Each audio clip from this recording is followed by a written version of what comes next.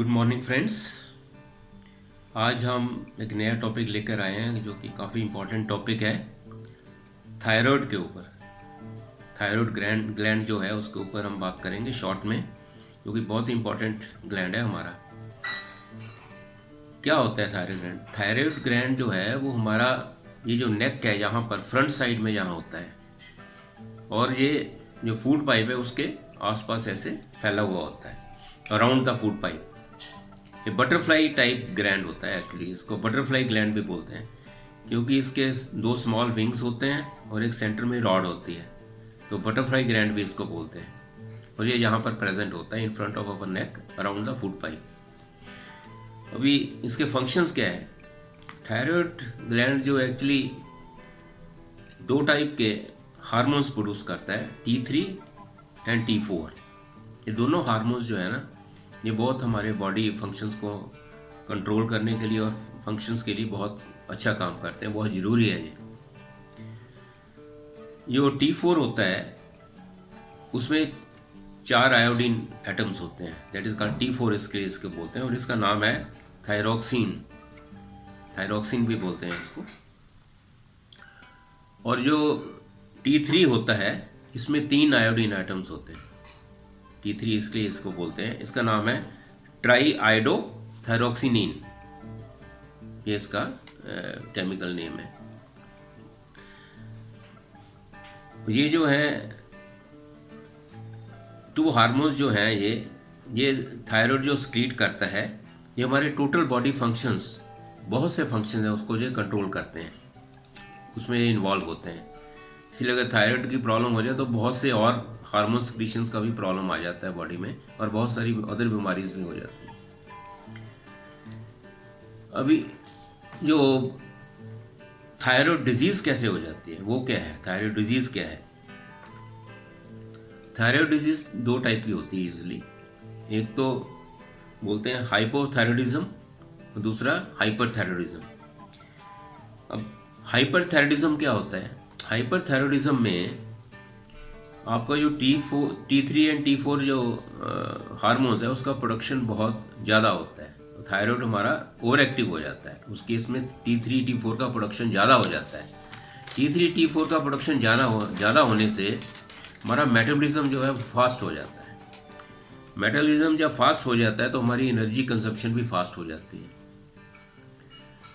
तो इसलिए इस केस में हमारा वेट लूज होता है, वेट भी लूज हो जाता है। जितने भी हम खाएंगे पर हमारा वेट लूज ही करता है इसमें, क्योंकि एनर्जी बहुत फास्ट कंज्यूम होती है। मैंने पहले वीडियो में बताया कि मेटाबॉलिज्म फास्ट होगा तो एनर्जी फास्ट कंज्यूम होती है। जो हाइपोथायराइडिज्म है उसको जब T3 T4 की प्रोडक्शन बहुत कम हो जाए या बिल्कुल बंद हो जाए तब ये हाइपोथायराइडिज्म होता है। इस केस में हमारा मेटाबॉलिज्म बहुत स्लो हो जाता है। स्लो होने से एनर्जी कंजप्शन कम होता है, इसलिए इस केस में वेट आपका बढ़ता है। हाइपर में कम होता है, हाइपो में आपका वेट बढ़ता है। अभी रीज़न क्या है थायराइड डिजीज का? रीज़न है, दोनों डिजीज का रीज़न क्या है?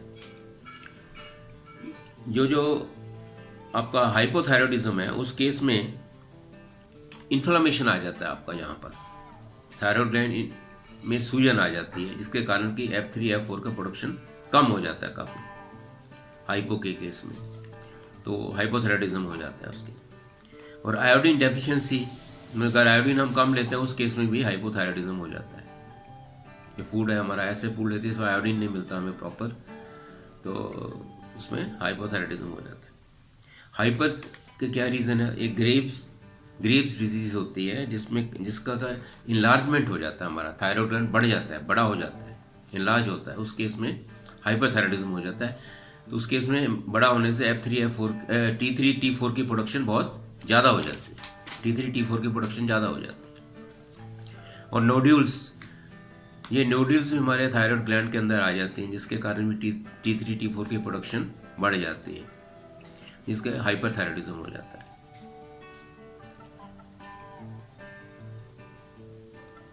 एक्सेसिव आयोडीन, अगर आयोडीन हम ज़्यादा हो जाता है फूड में तो उस केस में भी ये हाइपरथायराइडिज्म हो जाता है। और पिट्यूटरी ग्लैंड क्या होता है? पिट्यूटरी ग्लैंड के बारे में इसलिए बताना है कि वो इंटरलेटेड है। थायराइड ग्लैंड और पिट्यूटरी ग्लैंड आपस में इंटरलेटेड ग्लैंड है, बहुत आपस में इनका फंक्शंस होता है। Pituitary gland is present in the middle of the our skull, जो स्कल है उसके सेंटर में होता है और just below the brain, brain के जस्ट नीचे होता है प्रेजेंट। इसका काम क्या है, ये एक हार्मोन स्क्रीट करता है जिसको बोलते हैं thyroid stimulating hormone, TSH, thyroid stimulating hormone. उसका काम क्या है पिट्यूटरी ग्लैंड का, जब F3 F4 हमारे ब्लड स्ट्रीम में कम होता है, दैट इज हाइपोथायराइडिज्म होता है, तो T3 T4 कम हो जाता है, उस केस में ये TSH प्रोडक्शन ज़्यादा हो जाती है, उसको कंपनसेट करने के लिए ज़्यादा सिक्रीशन करता है पिट्यूटरी ग्लैंड, तो T3 T4 को कंपनसेट करने के लिए, तो ये उसको मॉनिटर करता है और कंपनसेट करता है T3 T4 को। अगर T3 T4 की जो क्वांटिटी कम हो जाती है ब्लड में, तो उस केस में मैंने बोला उसको ज़्यादा TSH प्रोड्यूस होता है। अगर वो ज़्यादा हो जाती है फिर TSH बिल्कुल नहीं, वो स्क्रीन नहीं करता, तो इसलिए ये इसको मेंटेन रखने के लिए हेल्प करता है पिट्यूटरी ग्लैंड।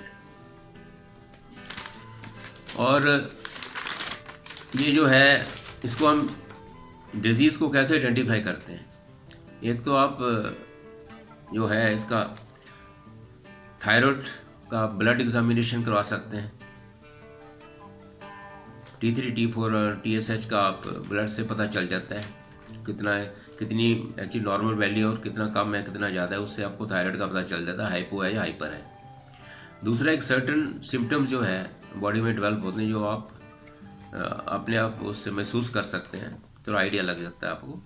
जैसे हाइपर थायराइडिज्म है, जब वो ओवर एक्टिव हो जाता है थायराइड, उसमें केस में एंग्जाइटी और नर्वसनेस हो जाती है।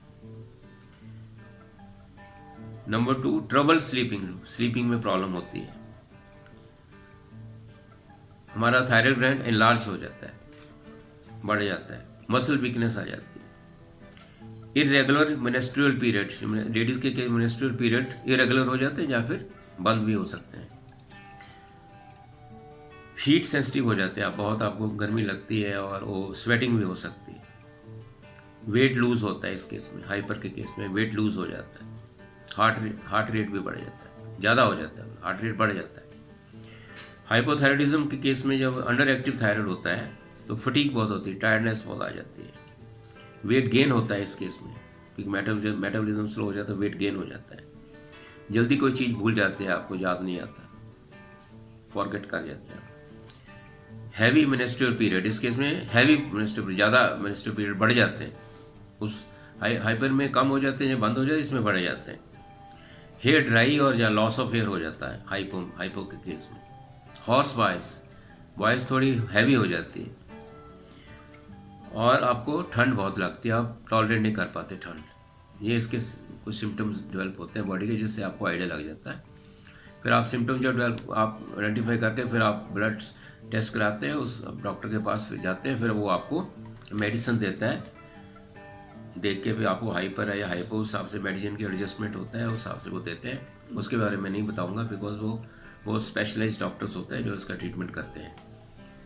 तो अगर ये आपको टॉपिक अच्छा लगा है तो आप इसको सब्सक्राइब कीजिए और लाइक कीजिए। Thank you very much.